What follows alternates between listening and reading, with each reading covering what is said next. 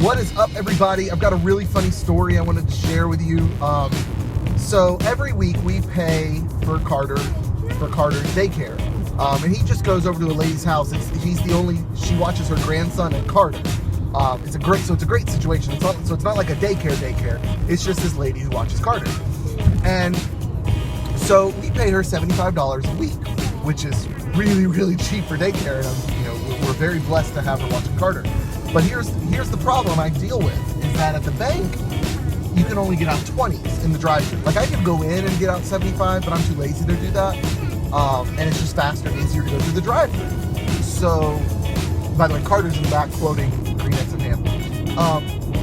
So I just go through the drive-thru and I get out 80. So that means every week I allow myself one time to go out to eat for $5, because I usually take my lunch. Whether it's leftovers or a can of soup or something like that. So I always allow myself once a week to have that $5 to go get value meal, or if I have change, I can go eat somewhere and get like an actual meal or whatever. Well, today I had enough to go to Chick-fil-A. So I go to Chick-fil-A, and I'm going to Chick-fil-A, but I need change back in order to make up the difference to be able to pay for the $75. Well, I get up to the window, and they told me that the people in front of me paid for my meal. And I thought, oh, well, that's great, but I needed change.